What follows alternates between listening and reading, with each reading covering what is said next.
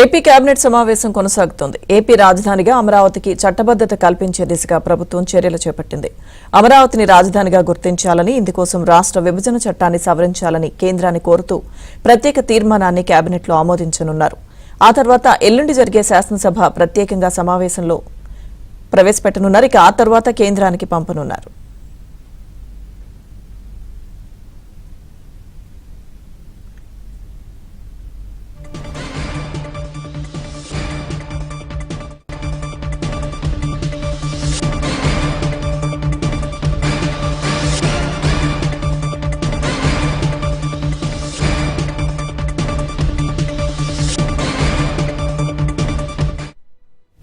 AP cabinet సమావేశం కొనసాగుతోంది. AP రాజధానిగా అమరావతికి చట్టబద్దత కల్పించే దిశగా ప్రభుత్వం చర్యలు చేపట్టింది. అమరావతిని రాజధానిగా గుర్తించాలని, ఇందుకోసం రాష్ట్ర విభజన చట్టాన్ని సవరించాలని కేంద్రాన్ని కోరుతూ ప్రత్యేక తీర్మానాన్ని కేబినెట్లో ఆమోదించనున్నారు. ఆ తర్వాత ఎల్లుండి జరిగే శాసనసభలో ప్రత్యేకంగా ఆ సమావేశంలో ప్రవేశపెట్టనున్నారు. ఇక తర్వాత కేంద్రానికి పంపనున్నారు.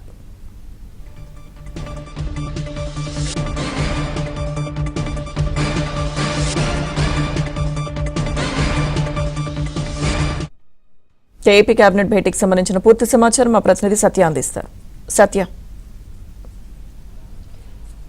లక్ష్మీదుర్గ, ఏపీ మంత్రి మండలి సమావేశం ప్రస్తుతం కొనసాగుతోంది. ముఖ్యమంత్రి చంద్రబాబు నేతృత్వంలో ఈ సమావేశం జరుగుతుండగా ఈ సమావేశానికి మంత్రి వంగలపూడి అంతా, అదేవిధంగా రాంప్రసాద్ రెడ్డి ఇద్దరు కూడా హాజరు కాలేదు. వారిద్దరు కూడా కనిగిరిలో ఏదైతే ప్రమాదం జరిగిందో, అగ్ని ప్రమాదం, అక్కడికి వెళ్లాల్సిందిగా ముఖ్యమంత్రి ఆదేశించడంతో వారు అక్కడికి వెళ్లడం జరిగింది. కనిగిరి అగ్ని ప్రమాదానికి సంబంధించి కేబినెట్లో చర్చకు వచ్చినట్టుగా తెలుస్తోంది. మొత్తం 35 మంది బస్సులో ఉండగా 13 ఇప్పటి వరకు మృతి చెందినట్లు, 22 మంది గాయాల పాలైన వారిలో 3కి విషమంగా ఉన్నట్లుగా కూడా అందుతున్న వార్తల నేపథ్యంలో ఈ వివరాలు ఎప్పటికప్పుడు కేబినెట్లో ముఖ్యమంత్రి మంత్రివర్గ సహచరులకు తెలియజేయడంతో పాటు ఇటువంటి ప్రమాదాలు భవిష్యత్తులో జరగకుండా ఏం చర్యలు తీసుకోవాలని దాని మీద కూడా కేబినెట్లో చర్చించారు. వీటితో పాటు అమరావతిని శాశ్వత రాజధానిగా ఆంధ్రప్రదేశ్కు నిర్ణయించే అంశం పైన కేబినెట్లో ఈరోజు కీలక నిర్ణయం తీసుకోబోతున్నారు. అమరావతిని ఆంధ్రప్రదేశ్ రాజధానిగా తీర్మానిస్తూ ఈ నెల 28న ప్రత్యేక అసెంబ్లీ సెషన్ నిర్వహించబోతున్నారు. ఆ సెషన్లో తీర్మానం చేయబోతున్నట్టుగా కేబినెట్లో ముఖ్యమంత్రి వివరించడంతో పాటు మంత్రిమండలి కూడా దానికి ఆమోదముద్ర వేసే కీలక నిర్ణయానికి ఈరోజు కేబినెట్లో ఆమోదముద్ర పడబోతోంది.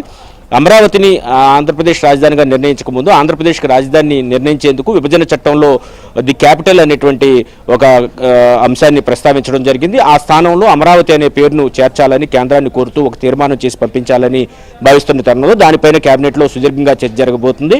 గతంలో రాష్ట్ర విభజన జరిగినప్పుడు ఆంధ్రప్రదేశ్కు రాజధాని ఏర్పడే వరకు 2024 అంటే విభజన జరిగిన 2014లో విభజన జరిగితే 2024 వరకు ఉమ్మడి రాజధానిగా హైదరాబాద్ ఉన్న నేపథ్యంలో 2024 నుంచి అమరావతి రాజధానిగా ఆంధ్రప్రదేశ్కు ఉంటుంది అనే విధంగా చట్టబద్ధత కల్పించే అంశం పైన కీలక నిర్ణయం తీసుకోబోతున్నారు ఈరోజు కేబినెట్లో. దానికి సంబంధించి ఈరోజు తీర్మానించి దాన్ని అసెంబ్లీలో కూడా ఆమోదింపు చేసి కేంద్రానికి పంపించబోతున్నారు. ఏప్రిల్ 4 వరకు పార్లమెంటు సమావేశాలు ఉన్న నేపథ్యంలో ఈ పార్లమెంటు సమావేశాల్లోనే దీనికి ఒక తుదిరూపు ఇవ్వడం ద్వారా ఇక్కడ రైతుల్లో నెలకొన్న ఆందోళన, అంటే ప్రభుత్వాలు మారినప్పుడల్లా రాజధానులు మారుతాయనే విధంగా